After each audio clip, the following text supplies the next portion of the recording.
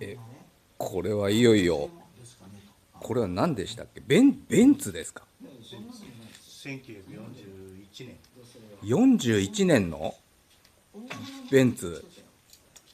え、これを入庫して何でしたっけ？電気にするんですか？そう、エンジンダメなんで、はい。電気自動車にこれから改造する。ついに電気自動車ですね。この 1941 1年。年車。見てください、このウインカー。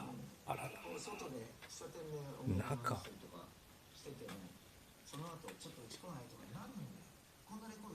うわ、すごい車がついに入庫しました。でまずはこうボンネットをちょっと外してからの作業で第一発目をやるっていうことですね。はい、じゃあ今から手伝います。はい、ボンネットが取れました。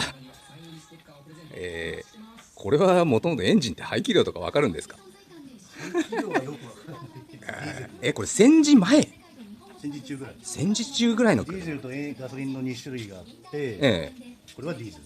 これはディーゼル。その当時もディーゼルっていうのがあるんだね。ディーゼルはかなり古い。でこれを電気モーターにするわけですね。そう。まずはエンジンを下ろさなきゃいけないんだけど、どっからドア外していいか。ボンネット外すのもあるからね。すげえもの見ちゃったんだけど。ラジエーターキャップ。あ、ここがラジエーターになってる、グリルが。マジ？あ、本当だ。本当だ。すべてがびっくりですね。カエルメガネっていうか、カエルのヘッドライト。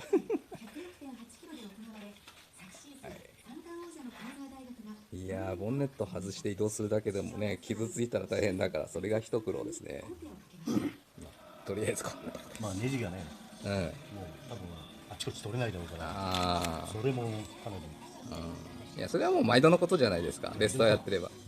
そういう問題。70何年前だからね、別格だよね。70何年だもんね。はい。もうシュッてやったらもうポキポキって全部ポキポキかもしれない。全部折れちゃえば楽なんだけどね。ちょっとめったに見れない車なんで、エンジン周りとかを細かくちょっと撮影してみようと思います。ディーゼルだっつったけど、これは2気筒4気筒、いや4気筒でしょこれ。これが4つあるから4気筒でしょうね。でこれ駅間には2気筒に対して1個ずつかなと思うんですけどね。賞金が1位だと約20万ドル、日本円直して今だと3000万円かな。で、この予選に参加できる人、予選に参加するにはこれが位置的にはこんな感じになってますね。で今度反対側ちょっと行ってみます。日本のツアーだと、US アマチュアのチャンピオンがあって、ブリティッシュアマチュアチャンピオン、アジアパシフィックチャンピオン、ラテンアメリカのダイナモのあるところ。リーディング3プレイヤー、要するにツアーのトップ3エアクリの下回りですね。ダイナモとこれブレーキのオイルのところですね。この中はちょっと映んないですね。シンプルって言えばシンプルですけどね。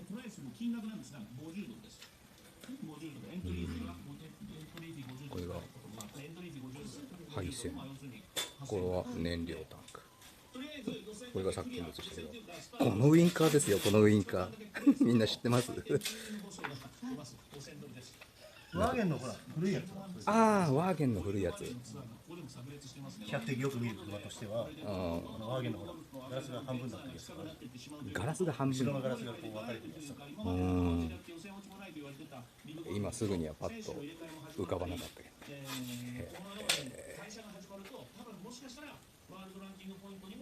これがドアの蝶つがいですか。ステップ。なんかすごい程度いいですよこれ。レストはほとんどっていうかしてないみたいですね。歴代ずっと車庫っていうか、もう保管の状態もすごい状態で綺麗に保ってたみたいですね。だからエンジンだけはダメなんで、まあ EV にこれを改良していくっていうことの依頼だそうです。これから始めていきます。よろしくお願いします。ちょっとこれ手で触ってくんない？これがもしかしたらサイドブレーキの調整かもしんない。ああ、それがサイドブレーキね。あ聞いて戻んなくなったら嫌だから。ああ、それでなんか微妙に調整するんですね、これ。ね、でもこれ全部棒かもしれないな。戻んなくなるなんてないかも。この感触はワイヤー使ってないかも。ああ、ワイヤーじゃなくてね。はいはいはい。多分これがサイドブレーキに色白の調整。ああ、なるほど。まあこの時からそういうのを考えてたんですね。かえってこれワイヤーの方が固着しちゃう時が多いんだよね。はい、一つ発見でした。グリルが外れてます。外れたグリルはこれになります。これ何？グリルって結局ネジでついてたの？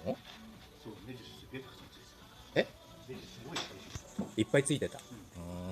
ちゃーいネジが。で結局ラジエーターと一体になってて。あ、ラジエーターと一体ね。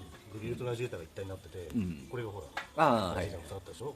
ラジエーターがちょっとこれつかなくなっちゃうから、これもどうにかしないと。これつけたいでしょ、きっと。まあそうだね、全体的にそれなかったらいまいち。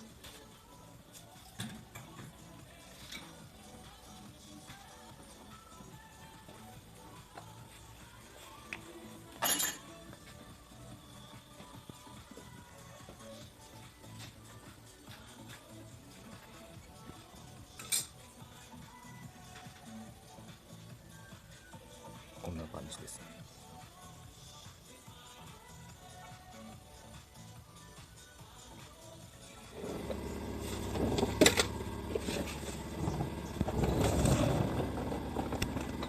ジャッキアップしただけでこんなにタイヤが傾いてます。見たことない形式の足回りですね。